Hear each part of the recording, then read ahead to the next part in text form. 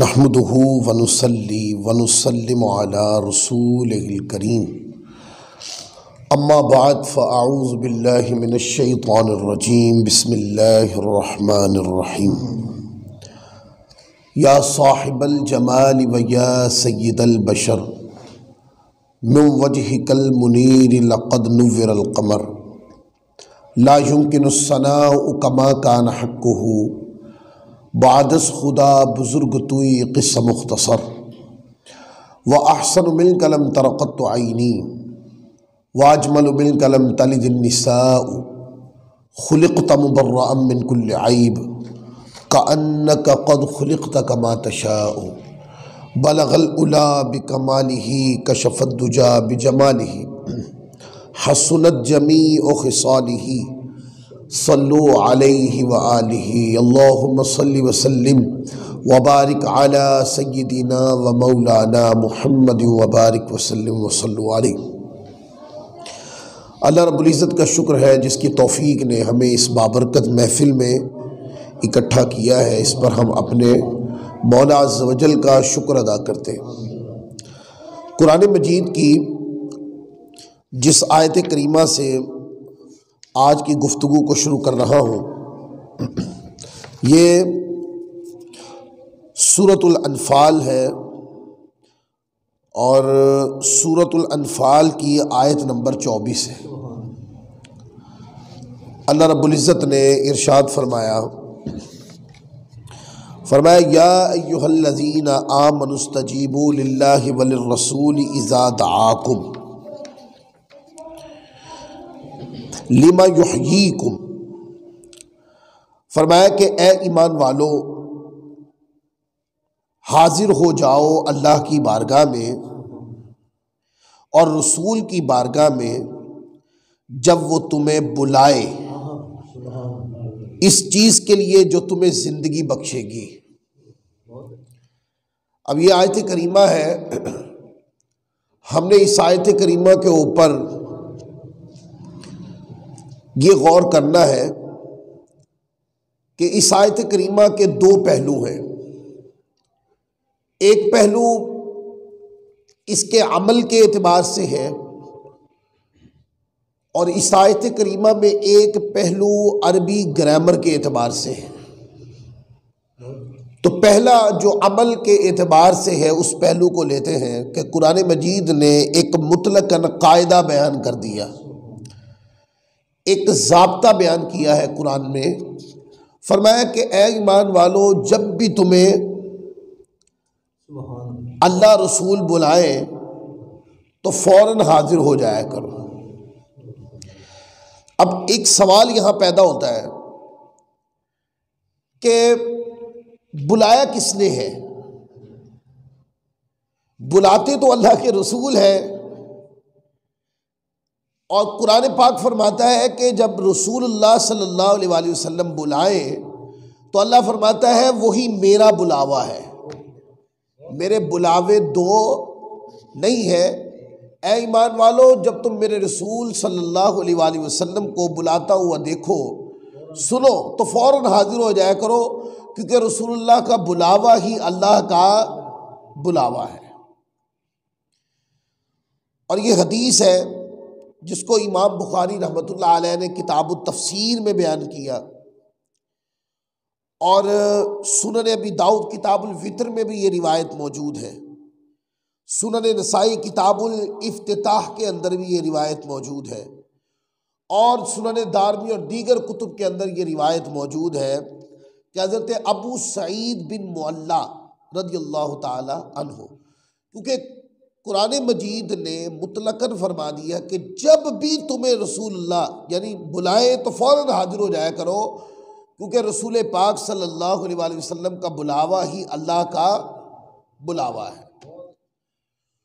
تو وہ فرماتے ہیں، پہلے حدیث پڑھتا ہوں پھر گفتگو کرتا ہوں۔ تو حضرت ابو سعید معلیٰ بن معلیٰ رضی اللہ تعالیٰ عنہ وہ روایت کرتے ہیں کہ آپ نے مجھے فرمایا کہ میں مسجد میں نماز پڑھ رہا تھا کہ رسول اللہ صلی اللہ علیہ وآلہ وسلم نے مجھے بلایا۔ اب اس بات پر توجہ رہے گی تو پھر بات کو سمجھ آئے گی کہ حضرت ابو سعید بن معلّہ رضی اللہ تعالیٰ عنہ روایت کر رہے ہیں اور وہی عمل بھی کر رہے ہیں۔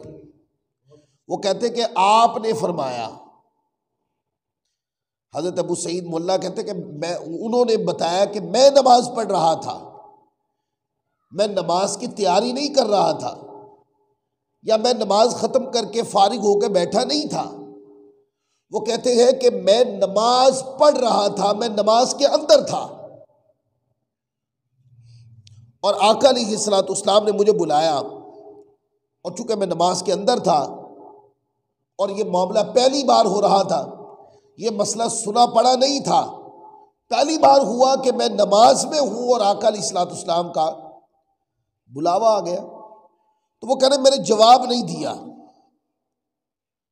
اور پھر جب میں حاضر ہوا، یعنی میں نے نماز مکمل کر لی اور میں آقا علیہ الصلوۃ والسلام کی بارگاہ میں حاضر ہو گیا، تو کہا یا رسول اللہ میں نماز پڑھ رہا تھا۔ تو آپ صلی اللہ علیہ وآلہ وسلم نے فرمایا کیا تو نے اللہ کا فرمان یعنی قرآن مجید میں اللہ کا یہ فرمان نہیں سنا، یا ایھا الذین آمنوا استجیبوا للہ وللرسول اذا دعاکم، جب تمہیں اللہ رسول بلائے تو فوراً حاضر ہو جایا کریں۔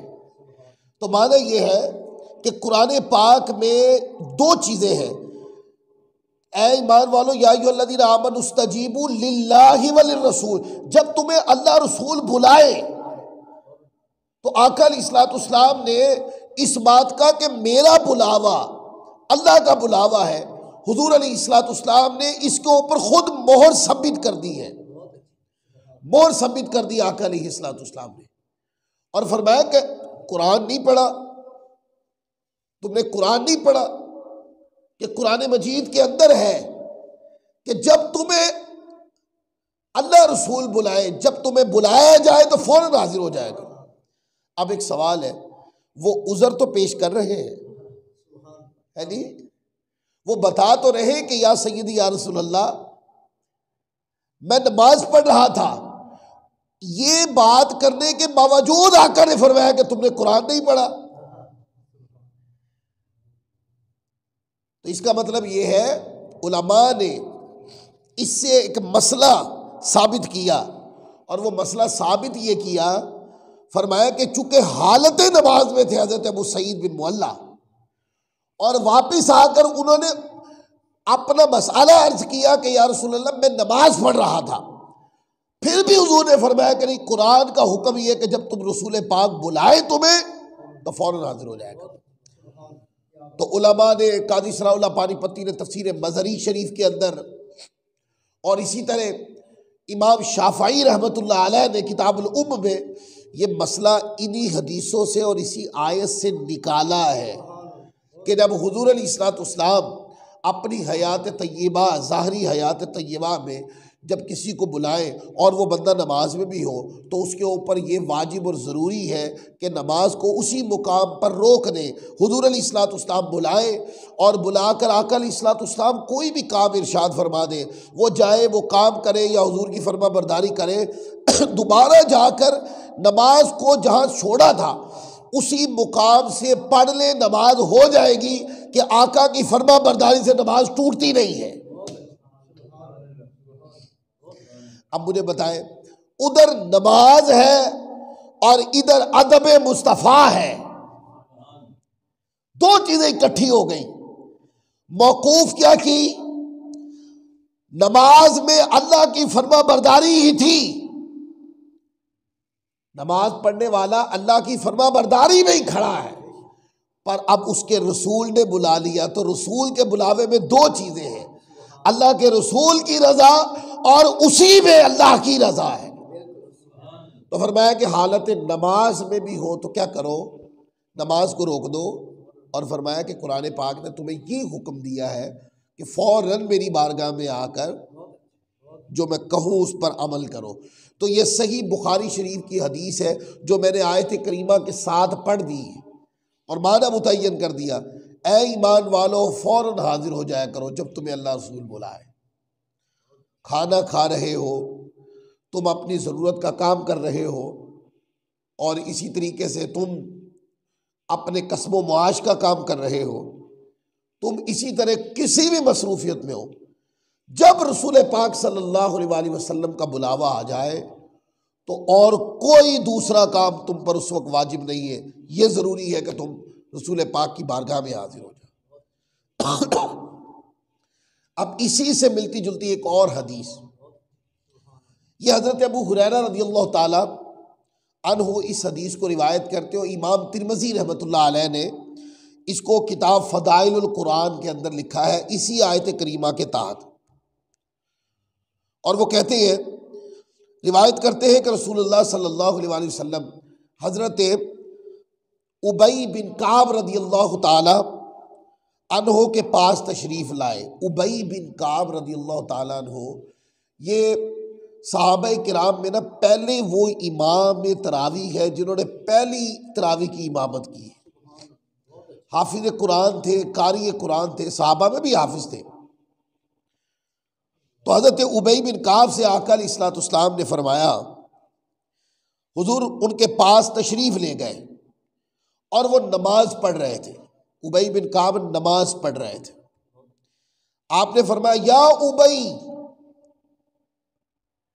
اب روایت آئی ہے وہ کہتے ہیں کہ حضور ان کے پاس گئے اور وہ نماز پڑھ رہے تھے، یعنی کہ وہ نماز پڑھ رہے تھے، یہ عمل آقا علیہ الصلوۃ والسلام نے ملاحظہ فرمایا ہوگا، یہ عمل ملاحظہ فرمایا ہوگا، اور پھر کہا یا ابی یا ابی، اے ابی۔ تو حضرت ابی نے، ابی بن کعب رضی اللہ تعالیٰ عنہ نے مڑ کر دیکھا اور نماز کی وجہ سے حاضر نہ ہوئے۔ انہوں نے اپنی نماز کو ہو سکتا ہے کہ جلدی مکمل کرنے کی کوشش کی ہو کہ حضور بلا رہے ہیں، حالت نماز میں آقا کی آواز آئی تو مڑ کے دیکھا کہ حضور بلا رہے ہیں، تو آقا علیہ الصلوۃ والسلام وہ حضرت ابی بن کعب اپنی نماز مکمل کرنے لگ گئے۔ تو حضرت ابی، روایت میں آتا ہے، جلدی جلدی نماز پڑھی، پھر رسول پاک صلی اللہ علیہ وآلہ وسلم کے پاس گئے اور عرض کی، السلام علیکم یا رسول اللہ، آقا آپ پر سلام ہو۔ آپ علیہ الصلوۃ والسلام نے فرمایا وعلیک السلام یا ابی، اے ابی تم پر بھی سلام ہو، جب میں نے تمہیں بلایا تھا تو کس چیز نے تمہیں حاضر ہونے سے روکا؟ اب پھر ساری سچویشن کو سمجھنے کی کوشش کریں، وہ نماز میں ہے، آقا علیہ الصلوۃ والسلام نے ملاحظہ تو فرمایا ہے، اور حالت نماز میں مڑ کر ابی بن کعب نے دیکھا ہے کہ آقا بلا رہے ہیں، اور انہوں نے حضور کے بلاوے کی بنیاد پر نماز کو جلدی جلدی بھی کیا، اور پھر حضور کی بارگاہ میں آئے، اور آقا علیہ الصلوۃ والسلام نے فرمایا کہ کس چیز کی وجہ سے تمہیں آنے میں دیر ہوئی ہے، جبکہ حضور جانتے، تو کہتے ہیں میں نے عرض کی یا رسول اللہ میں نماز پڑھ رہا تھا، جو کہ حضور جانتے ہیں کہ میں نماز پڑھ رہا تھا۔ آپ علیہ الصلوۃ والسلام نے فرمایا اللہ تعالیٰ نے مجھ پر جو وحی نازل کی ہے، کیا تم نے اس آیت کریمہ کا مطالعہ نہیں کیا کہ قرآن مجید میں اللہ نے فرمایا یا ایھا الذین آمنوا استجیبوا للہ وللرسول اذا دعاکم، جب تمہیں اللہ رسول بلائے، اے ایمان والو فوراً حاضر ہو جایا کرو جب تمہیں اللہ رسول بلائے۔ تو اہمیت بتا رہے تھے کہ جب تمہیں رسول پاک بلائے تو حالت نماز میں بھی تم پر واجب یہ ہے کہ بارگاہ مصطفیٰ میں حاضر ہو جاؤ، کیونکہ نماز میں کھڑا ہونا اگر یہ اللہ کی فرما برداری ہے تو رسول پاک صلی اللہ علیہ وآلہ وسلم کے حکم پہ لبیک جا کے کہنا یہ بھی اللہ کی فرما برداری ہے، وہ بھی اللہ کی اطاعت ہے، یہ بھی حکم کی پاسداری ہے۔ لیکن اہمیت کس چیز کو دی؟ اہمیت اس چیز کو دی، فرمایا کہ نماز کا تو وقت ہے، نماز کا تو وقت ہے، دوبارہ آ کر مکمل کی جا سکتی ہے، اور رسول پاک جب بلائے تو ان کے حکم کی قضا نہیں ہونی چاہیے، کیونکہ تمہیں نمازی تو انہوں نے ہی بنایا ہے، نماز پڑھتے ہو تم تو یہ نماز کا تو بتائی انہوں نے ہے، تم خدا کو ایک مانتے ہو، خدا کا تو ایک ہونا بتائے مصطفیٰ نے ہے، تو فرمایا کہ جب وہ بلائیں، کیونکہ رسول کا بلاوا اصل میں اللہ کا بلاوا، جب وہ بلائیں تو فوراً حاضر ہو جایا کرو، کیونکہ رسول پاک کا بلاوا ہی اللہ کا بلاوا ہے۔ اب مجھے بتائیں، حالت نماز ہے، ادھر رسول پاک کا بلاوا ہے۔ حالت نماز کو آقا ملاحظہ فرما رہے ہیں، حضور نے خود ملاحظہ فرمایا کہ نماز ادا کر رہے ہیں، لیکن اس کے باوجود پھر پوچھا کیا تم نے قرآن نہیں پڑھا، قرآن کی تعلیمات پر عمل نہیں کیا؟ تو قرآن کی تعلیمات کیا ہے؟ فرمایا قرآن کی تعلیم تو یہ ہے کہ جب بھی تمہیں بلایا جائے تو فوراً حاضر ہو جایا کرو۔ تو یہ آقا علیہ الصلوۃ والسلام کی عظمت شان ہے۔ کیا ہے؟ عظمت شان ہے حضور علیہ الصلوۃ والسلام۔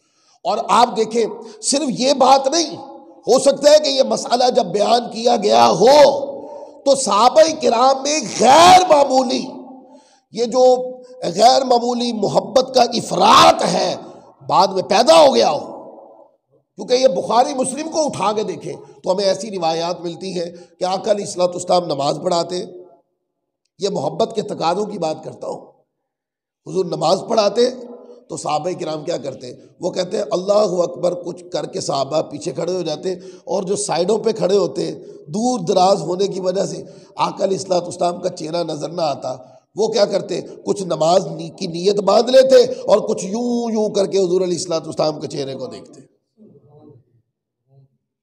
یہ کیا ہے؟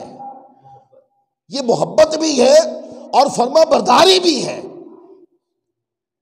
یہ آقا علیہ الصلوۃ والسلام کی دیدنی کی تمنا یہ ہے۔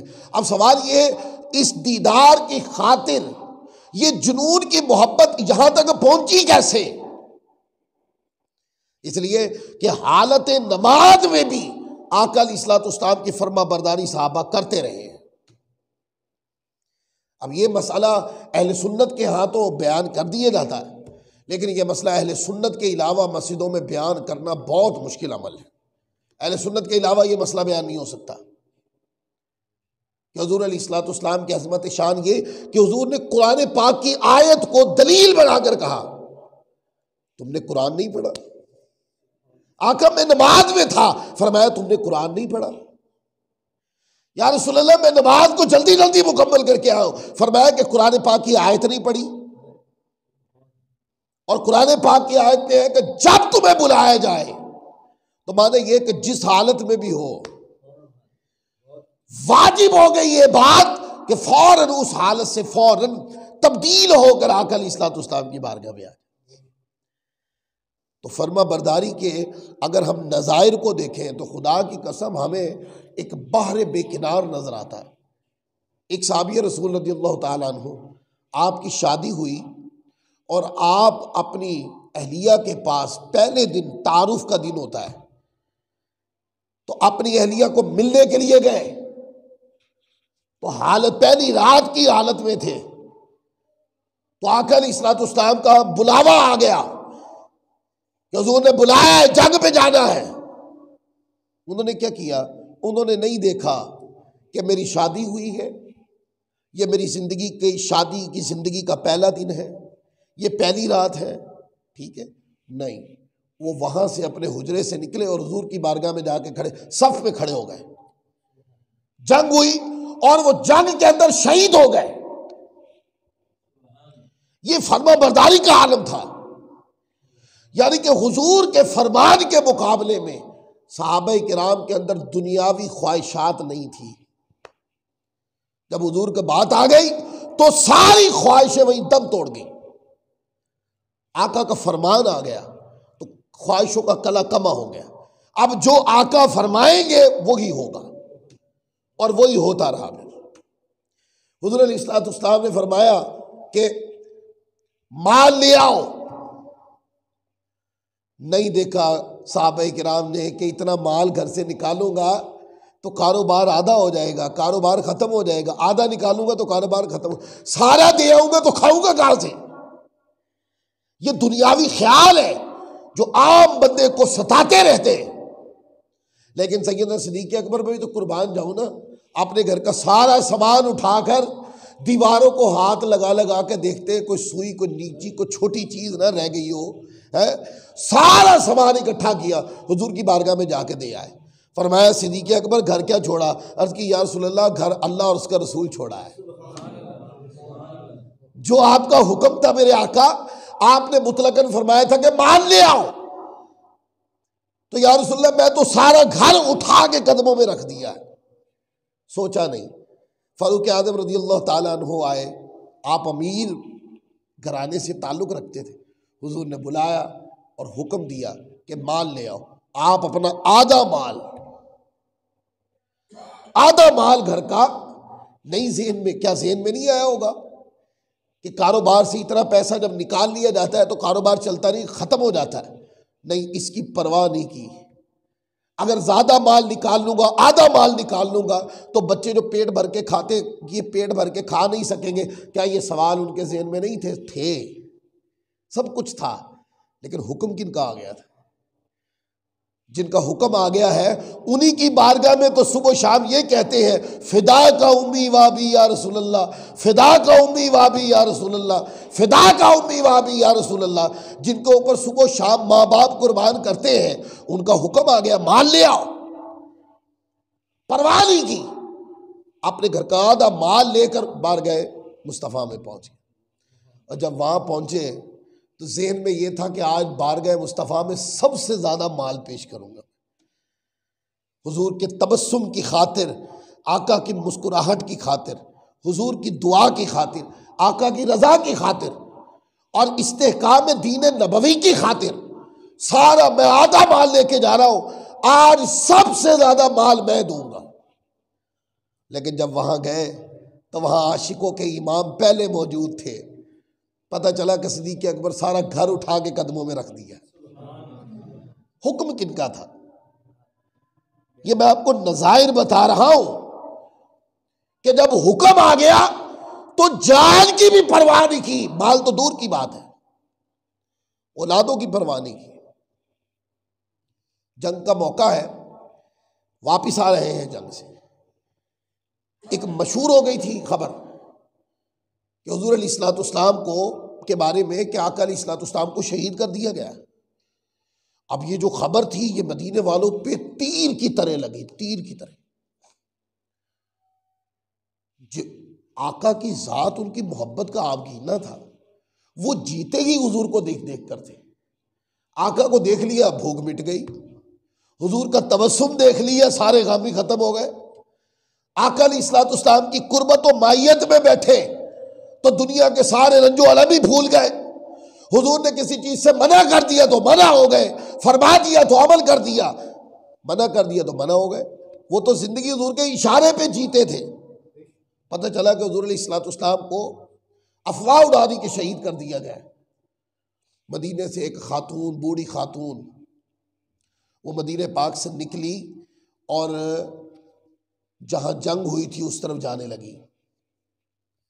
رستے میں اب اس کا شوہر بھی اس جنگ میں ہے، اس کا بیٹا بھی جنگ میں ہے، اس کا باپ بھی جنگ میں ہے، بیٹا بھی جنگ میں، باپ بھی جنگ میں اور شوہر بھی جنگ میں۔ تو وہ جاتی ہے تو پوچھا جاتا ہے کہ بھئی فلاں تیرا شوہر شہید ہو گیا، اور وہ آگے کیا کہتی؟ وہ کہتی ان کو چھوڑو، یہ بتاؤ مصطفیٰ کیسے ہیں، وہ چھوڑو، یہ بتاؤ کہ آقا کیسے ہیں، یہ بتاؤ۔ تو یہ نہیں خبر ملتی، وہ پھر چل پڑتی ہے۔ کچھ وقفے کے بعد کچھ اور سپاہی آ رہے ہوتے ہیں واپس، وہ کہتے ہیں کہ خاتون تیرا باپ بھی شہید ہو گیا، فرمایا اس کو چھوڑو، یہ بتاؤ مصطفیٰ کیسے ہیں۔ جو قبلہ محبت ہے، جو قبلہ دین ہے، یہ بتاؤ وہ کیسے ہیں۔ نہیں بتایا، پھر چل پڑی۔ پھر بعد میں قریب جا کر کچھ سپاہی تشریف لا رہے تھے، صحابہ پوچھا، فرمایا کہ تیرے بیٹے کو بھی شہید کر دیا، فرمایا اس کو چھوڑو، یہ بتاؤ آقا کیسے۔ انہوں نے کہا کہ حضور خیر و عافیت سے ہیں۔ انہوں نے کہا جب وہ خیر سے ہے تو ہر تکلیف برداشت ہے۔ سکھ دینے والے جو قبلہ ہیں، جن کی مسکراہٹیں غم بلا کے رکھ دیتی ہیں اور جن کی دعائیں رزق بھی دیتی ہیں، اولاد بھی دیتی ہیں، جن کی دعائیں سکھ چین دیتی ہیں، اگر وہ عافیت سے ہے تو سارے غم جو ہے نا وہ ہیچ ہے، پھر پرواہ نہیں کسی غم کی۔ بلایا ہے نہیں دیکھا، شوہر کو بھی بھیج رہی ہوں، باپ کو بھی بھیج رہی ہوں، بیٹے کو بھی بھیج رہی ہوں، کہیں ایسا نہ ہو کہ یہ شہید ہو جائے، میرا تو گھر ختم ہو جائے گا۔ انہوں نے کہا نہیں، یہ نہیں، بلاوا کس کا ہے، بلایا کس نے ہے؟ جب آقا کا حکم آ گیا ہے تو اب یہ نہیں کہ کون جا رہا ہے، اب یہ ہے کہ کوئی رہ نہ جائے مصطفیٰ کے حکم کی فرما برداری سے، بھیج دیا۔ تو قرآن مجید نے فرمایا فوراً حاضر ہو جایا کرو، یا ایھا الذین آمنوا استجیبوا للہ وللرسول اذا دعاکم، جب رسول پاک کا بلاوا آ جائے ساری چیزیں ختم کر کے اس طرف مڑ جائے۔ صحابہ وہ ذات تھے کہ جو فرما دیا ہے صحابہ نے حکم مصطفیٰ پہ وہ کر دیا۔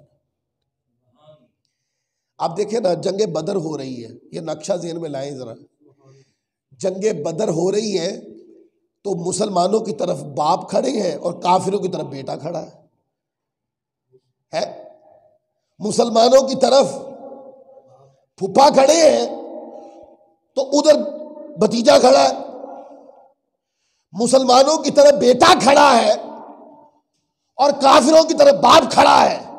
حضرت حذیفہ رضی اللہ تعالیٰ عنہ، عتبہ جو تھے وہ حضرت حذیفہ کا والد تھا، ادھر والد جو ہے وہ جنگ لڑنے آیا ہے اور وہ کہتا ہے مار دیں گے، اور ادھر بیٹا کھڑا وہ کہہ رہے مجھے مقابلے میں بھیجیں، ہم ناموس رسالت پر کسی قسم کا کوئی سمجھوتا نہیں کرتے، دین خدا کی خاطر ہم اپنے باپ کی بھی پرواہ نہیں کرتے۔ تب دیکھو ایک ہی جنگ ہے، ادھر بھی عزیز ہیں ادھر بھی عزیز ہیں۔ سیدنا صدیق اکبر رضی اللہ تعالیٰ عنہ کے بیٹے نے کہا، جب وہ مسلمان ہو گئے تو مسلمان ہونے کے بعد کہا ابا جان بدر میں آپ 2 بار میری تلوار کے نیچے آئے ہیں تو میں نے باپ سمجھ کے چھوڑ دیا، آپ کو باپ سمجھ کے چھوڑ دیا۔ فرمایا بیٹے ایک بار بھی تم میری تلوار کے نیچے نہیں آئے، اگر تلوار کے نیچے سے آتے تو دشمن خدا سمجھ کے کاٹ ڈالتا تمہیں۔ ادھر باپ ہے ادھر بیٹا ہے، رشتہ دار سامنے ہے، پر کیا ہے آقا کا حکم ہے کہ کفر کو مٹا دو۔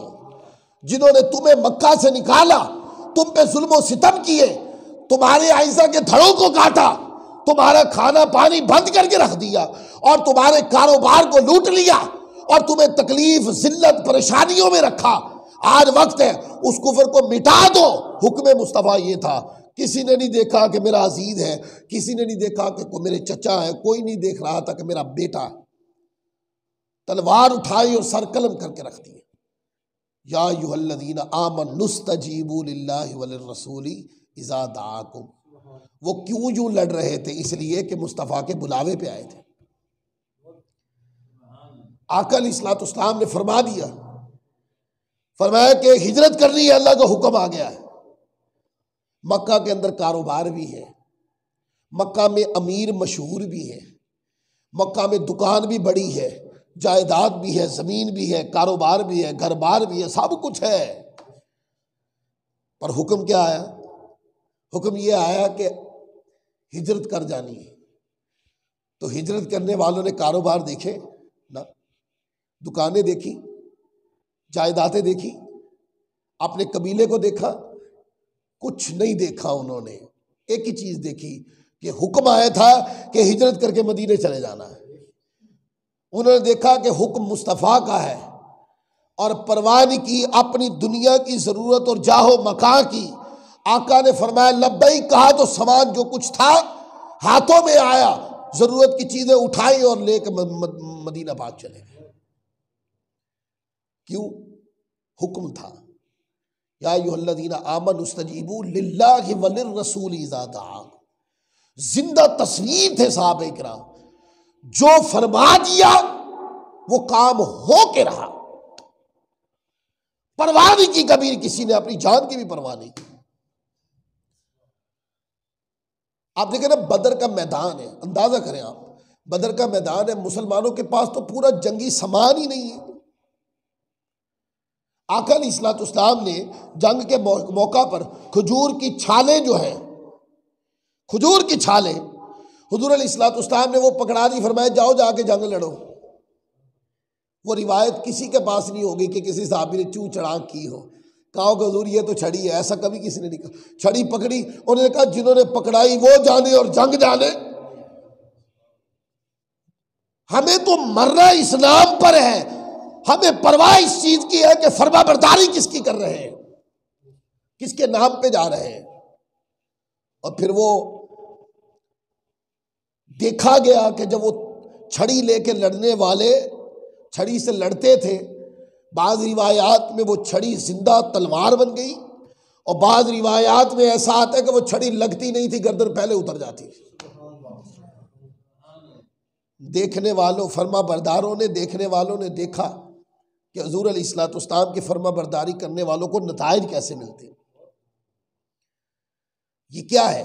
یہ یا ایھا الذین آمنوا استجیبوا للہ وللرسول کی زندہ تصویر ہے۔ اپنی زندگی میں انہوں نے آقا کے فرمان کے خلاف کبھی نہیں کیا، وہ سوچ نہیں سکتے کبھی کہ حضور کے حکم کے خلاف بھی کبھی جانا۔ آقا علیہ الصلوۃ والسلام نے کسی ذات مقدس کو امانتیں دے کر اپنی جگہ پہ سلا دیا، انہوں نے نہیں پوچھا یا رسول اللہ مجھے مروانے کے لیے چھوڑ کے جا رہے ہیں، یہ نہیں پوچھا، وہ امانتیں لے کے لیٹ گئے۔ پتا تھا کہ کافر باہر ہیں اور وہ آئیں گے قتل کر دیں گے، نہیں سوچا مولا کائنات علی مرتضیٰ نے، نہیں سوچا۔ آقا نے فرمایا یہاں سو جائیں، امانتیں دے کے آئیے گا۔ وہ لیٹ گئے، امانتیں دے کے مدینہ آئے۔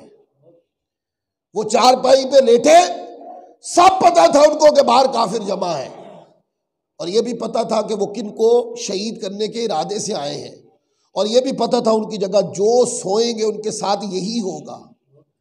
تو کسی چیز کی پرواہ نہیں کی، پرواہ اس چیز کی کہ آقا نے فرمایا ہے کہ یوں کرنا ہے، سو یوں ہی کیا۔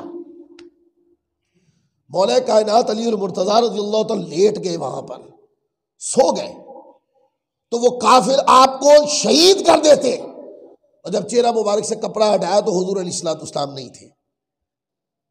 لیکن جان کی پرواہ کیے بغیر حضور کی جگہ لیٹ جانا، ایسی کو فرما برداری کی مثال بھی تو لاؤ۔ ایک ذات مقدس کو اپنی جگہ لٹا کے حکم دے دیا کہ لیٹ جائے، امانتیں دے کے آئیے گا، اور ایک ذات کو کہا اپنے گھر میں رہے، آپ نے میرے ساتھ چلنا ہے۔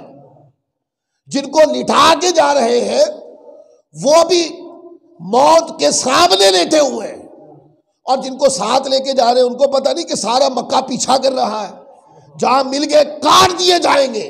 لیکن انہوں نے کہا نہیں، اس نام پہ کٹ جانا ہی تو اعلیٰ ہے، یہی تو ایمان ہے، اسی نام پہ مرو کٹو، پرواہ نہیں کی۔ ایک ذات حضور کی چارپائی پہ لیٹ گئی، اور دوسری ذات مقدس سیدنا صدیق اکبر حضور کے ساتھ چل دی ہے۔ ان کو کہا تھا ساتھ چلنا ہے، ان کو کہا لیٹ جانا ہے، نہ لیٹنے والوں نے نہ کی، نہ چلنے والوں نے نہ کی۔ یہ کیا ہے؟ یا ایھا الذین آمنوا استجیبوا للہ وللرسول، جب رسول پاک نے بلایا ہے، صحابہ کرام نے اپنی جان کے نذرانے تک پیش کر دی، فرمان برداری کی زندہ مثالیں قائم کرتی۔ اور یہ داستان اتنی عظیم ہے، آپ خدا کی قسم کتابیں اٹھا کے پڑھیں، اہل بیت اطہار کی مقدس ذوات ہوں یا صحابہ کرام کی مقدس ذوات ہوں، جو لوگ ان مقدس ذوات کے اوپر اپنی رائے دیتے ہیں نا، اور ان کی شان کو کم کرنے کی بات کرتے ہیں، وہ لوگوں کو قیامت والے دن یہ بڑی مہنگی پڑے گی، کیونکہ بات کرنے والے نے دین کی خاطر قربانی کوئی نہیں دی، اور جن کے خاطر جن کے بارے میں بات کر رہے ہیں انہوں نے اپنے گھرانے دین کی خاطر کٹوا دیے۔ اس لیے میں کہتا ہوں اہل بیت کی محبت بھی ایمان ہے، ذرا سا شک بے ایمان کر دے گا بندے کو۔ صحابہ کی محبت بھی ایمان ہے، ذرا سا شک بندے کو بے ایمان کر دے گا۔ ان کی عظمت دل میں دونوں عظمتیں کم نہیں ہونی چاہیے۔ یہ وہی لوگ ہیں جنہوں نے دین خدا کی خاطر اپنی زندگی صرف کر دی، جنہوں نے مصطفیٰ کی فرما برداری میں پرواہ تک نہیں کی۔ دیکھیں نا، مکہ سے ہجرت کر کے مدینے جو گئے، اب سنیں آگے کی بات، مدینہ پاک گئے، مدینہ پاک جنہوں نے بلایا تھا، آقا علیہ الصلوۃ والسلام نے مواخات فرمائی، گلے ملوایا، بھائی بھائی بنا دیا۔ کیا بنا دیا؟ بھائی بھائی بنا دی۔ ایک روایت کے مطابق حضور علیہ الصلوۃ والسلام نے فرمایا جب بھائی بھائی بنا دیا ہے تو آدھے آدھے گھر کا سامان بھائیوں میں تقسیم کر لو۔ ادھر جو صحابہ تھے جنہوں نے استقبال کیا تھا ہجرت کے بعد آقا علیہ الصلوۃ والسلام کا، جب حضور نے مواخات کی تو کہتے ہیں انہوں نے اپنے گھر کا آدھا آدھا سامان اٹھا کر، یعنی جن کو بھائی بنایا تھا ان کے قدموں میں رکھ دیے، نہیں پرواہ کی کہ آنے والے تو ادھر سے آئے ہیں، جو میرے پاس ہے یہ تو میری زندگی کی کمائی ہے، یہ تو زندگی کی کمائی ہے میری، پرواہ نہیں کی اس بات کی۔ اور کیا کیا؟ حکم تھا آقا کا تو اپنے گھر کا آدھا سامان پیش کر دیا تاکہ آنے والا کوئی اپنے آپ کو بے سہارا نہ سمجھے، بے سہارا نہ سمجھے کوئی بھی۔ اچھا، یہ تو اس کی عملی تفسیر تھی جو میں نے آپ کو بیان کی اس آیت کریمہ کی۔ میں نے آپ کو کہا تھا اس میں ایک گرامر کا قاعدہ بھی ہے۔ وہ کیا؟ آپ دیکھیں کہ قرآن مجید ہم جب پڑھتے ہیں تو قرآن مجید میں ایسا ہوتا ہے اگر دو نام آتے ہیں نا تو پھر آگے جو ضمیر آنی ہوتی ہے یا صیغہ آنا ہوتا ہے، ضمیر بھی تثنیہ کی آتی ہے اور جو فعل آتا ہے وہ بھی تثنیہ کا آتا ہے، کیونکہ بات دو والی ہے نا۔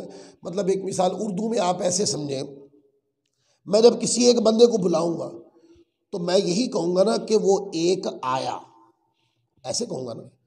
اور جب میں کہوں گا کہ کوئی دو آئے ہیں تو میں کیا کروں گا؟ وہ دو آئے، آیا نہیں کہوں گا، ایسے ہی نا۔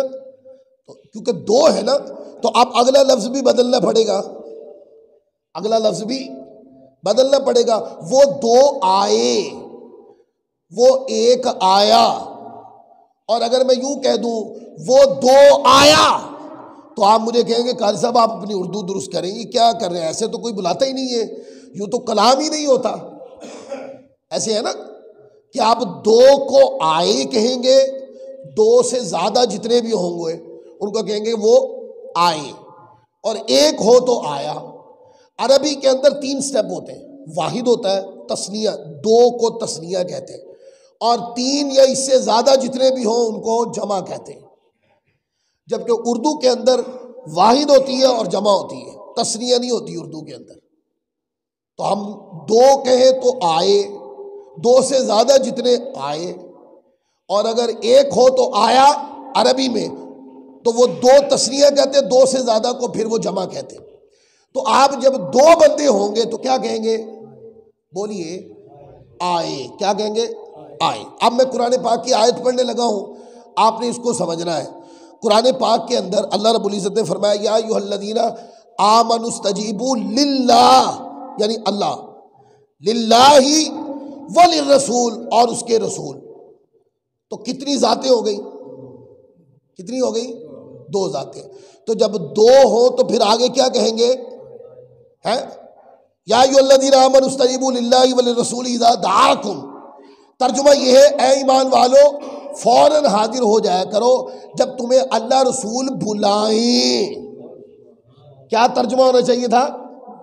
بلائیں، کیونکہ اللہ اور رسول ذات میں 2 ہیں، اس لیے آئے کہیں گے۔ پر قرآن مجید نے آئے نہیں کہا، قرآن مجید نے آئے نہیں کہا۔ قرآن مجید نے فرمایا یا ایھا الذین آمنوا استجیبوا للہ وللرسول اذا دعاکم، فرمایا اے ایمان والو فوراً حاضر ہو جایا کرو جب تمہیں اللہ رسول بلائے۔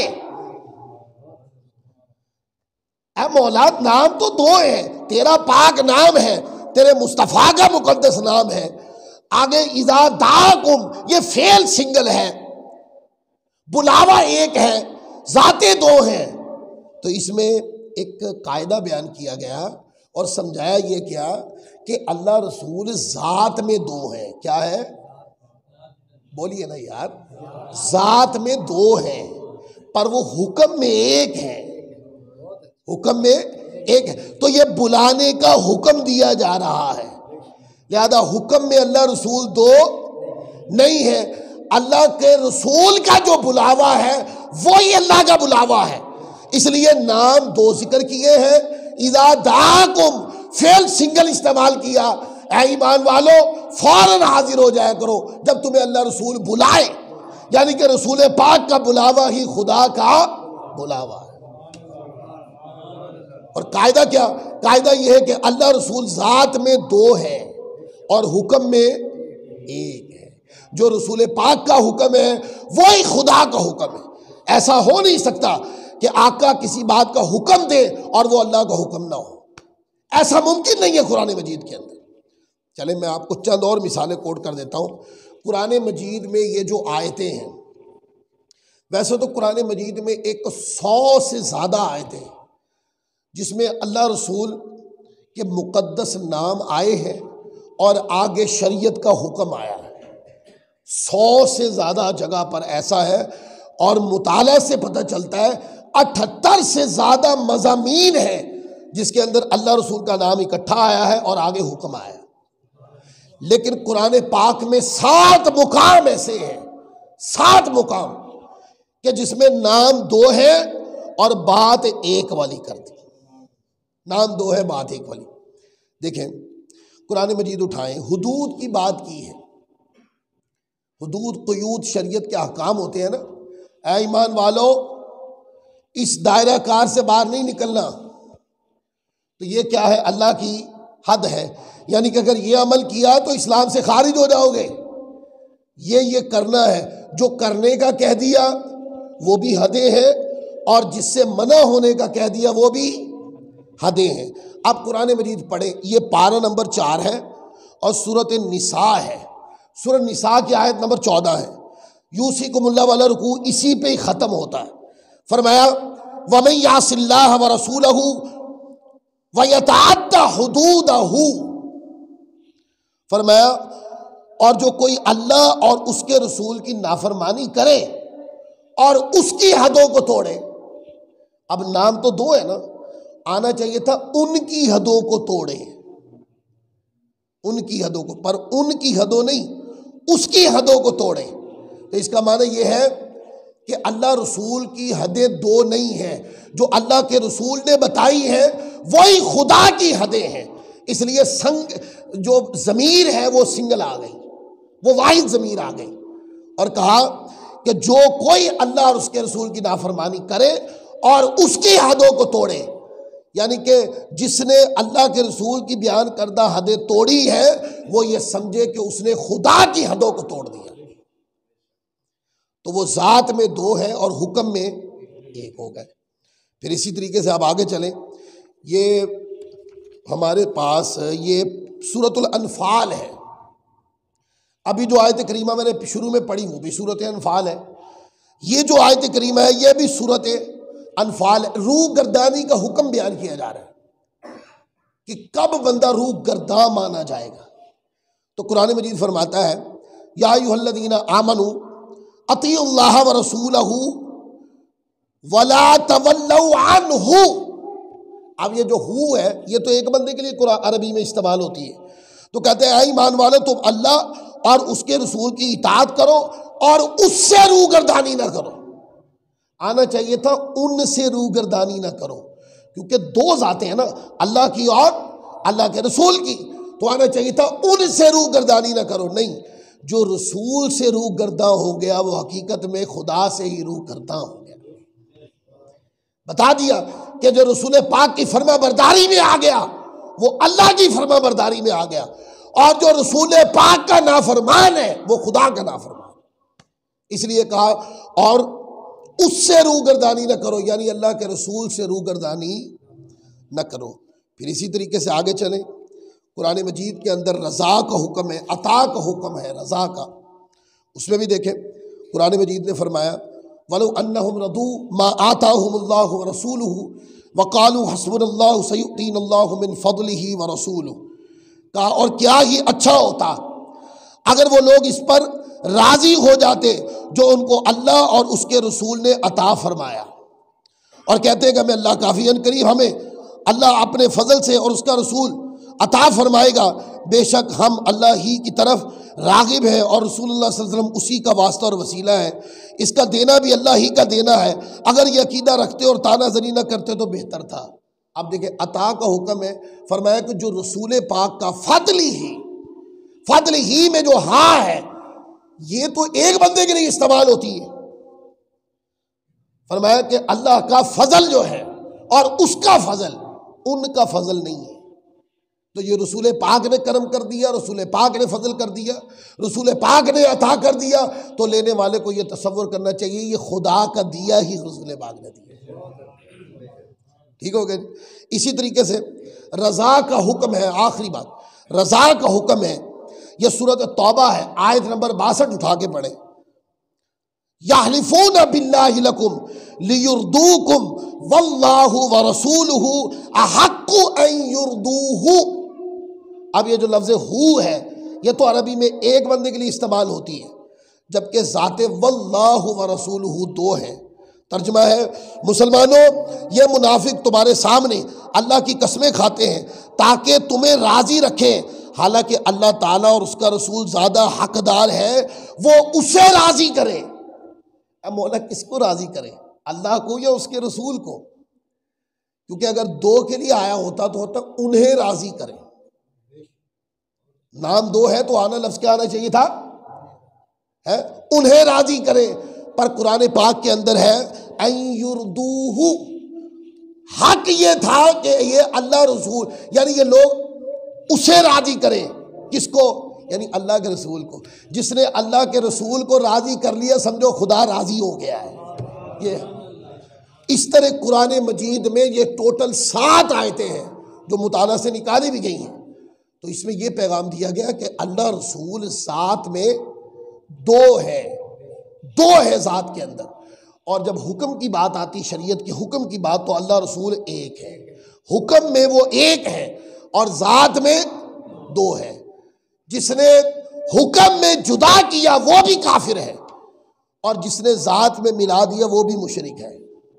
تیز دھاری تلوار ہے یہ. جو لوگ جدا جدا کرتے ہیں نا وہ اپنی گفتگو پہ غور کریں کہ اللہ رسول کو ملا نہیں بھی سکتے پر ملانا بھی ضروری ہے. ملا نہیں سکتے، اللہ رسول کو ذات میں نہیں ملا سکتے،